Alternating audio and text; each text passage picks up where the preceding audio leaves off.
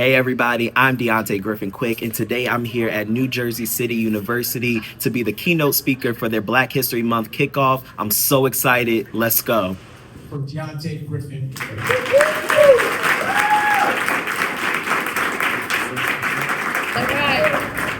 Awesome. Thank you so much to Jeff for the invitation. I'm so honored and privileged to be here with you all, to all of the faculty, the staff, our executive committee that put this gathering together. I'm so honored to be here with you all.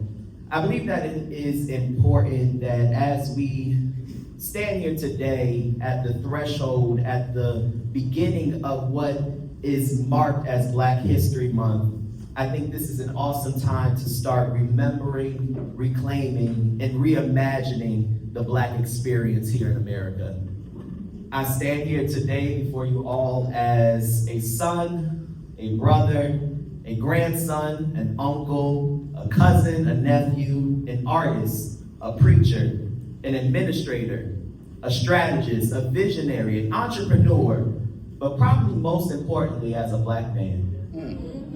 I bring all of these identities with me into any room that I enter. Not because they are simply identity markers, but they are also my calling. I can recall the moment when I realized that my calling was to bring all of my identities into the room because I was tired of being the only young Black person in the room. So I rooted myself, my career, my life in as being both an artist and an administrator, to being of service to my community. That is what I call a calling.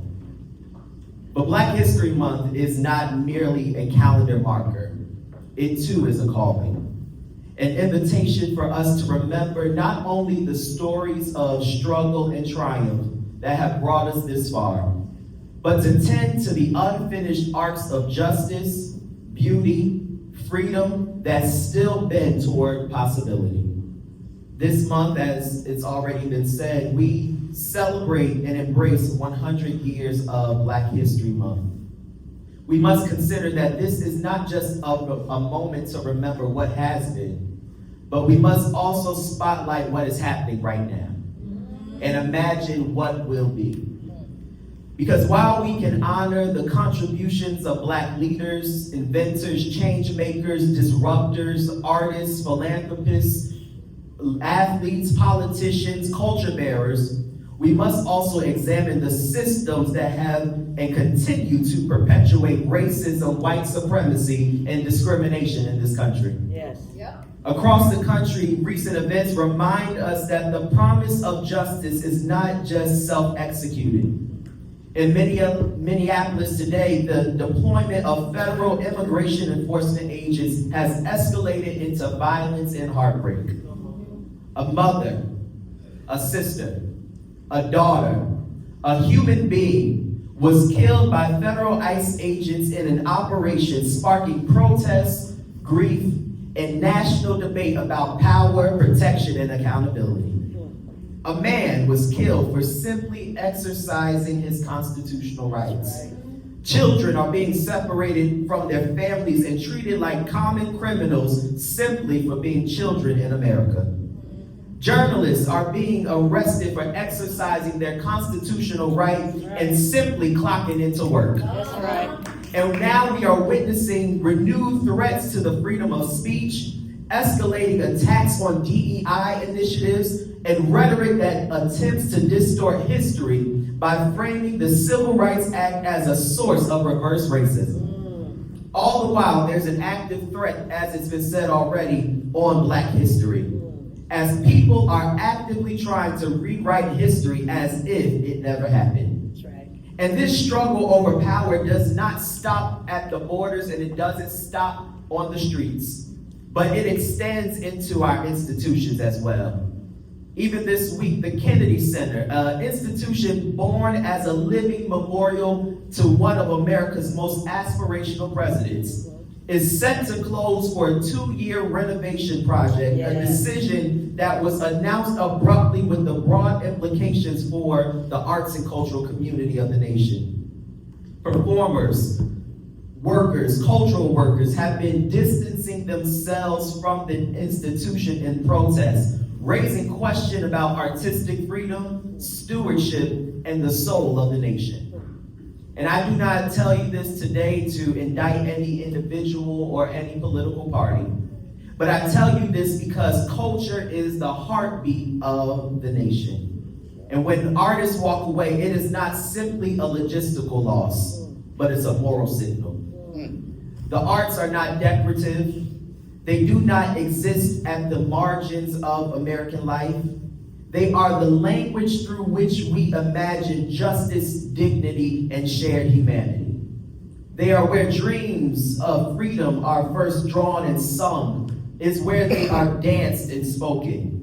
And when that language is threatened and the politicalization by sudden restructuring is executed, we're all diminished.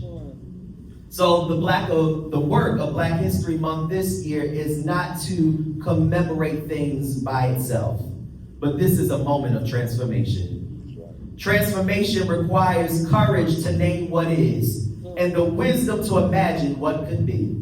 It requires the clarity of a vision and the discipline of a strategic action. So today I invite all of us to ask these questions. How do we build the institutions that reflect and amplify Black excellence? How do we tend to the wounds of our communities by investing in systems that ensure dignity and opportunity? And how do we educate our minds without abandoning our hearts? These are not rhetorical questions. That's real life. That's right. That's right. Even this university, NJCU, is a place of learning. It's a place of culture. It's a place of community, as it is evident here today. But we have a unique role in responding. We are not merely the commentators of history, but we have to be participants in making it. Black History Month is not solely predicated on one man's dream, but it is shaped by generational contributions. Dr. King once prophetically declared that I've been to the mountaintop. And I don't know about Dr. King because I didn't have that same prophetic experience. Because I didn't go to the mountaintop, but I've been down in the valley. I've been down in the valley because I know the place of struggle. I've been down in the valley because I know that is the place where the real work happens. Down in the valley is not glamorous. The work is slow down in the valley. Yes. Victories are hard won down in the valley. Yes. Down in the valley is where things get accomplished. And so that's why I came to talk to somebody today to let you know that it's time for us to get to work. Right now. Because I feel like preaching now. Come on. I didn't just go down to the valley, but I went over to the heights. I went over to Greenville. I went downtown. I went to City Hall. I went to Newark. I went to Trenton. I went across the bridge. And now I'm here at NJCU. So I have to get ready to close because I know I'm standing between y'all and lunch. And so I say to the students here today, to our scholarship recipients, I want you to know that your voice matters. Yes. Your creativity matters. Your moral imagination matters. You've inherited not just the struggle, but also the responsibility to ask the hard questions, to lean into discomfort, and to refuse all of the easy answers. Say it. To the faculty and staff here today, you shape not only the curriculum, but you help build character. That's right. You are the stewards of minds and the architects of possibility. To the leadership of this institution, I must let you know that vision without accountability is vanity. Strategy without justice is inefficiency. And may the choices you make today expand access, affirm dignity, and invest in culture not as an ornament, but as a foundation. Yes. That's right. When the culture itself is contested and under siege, may we be the builders and the guardians of spaces where every voice can be heard. When the systems fail our neighbors, may we be the ones that activate justice.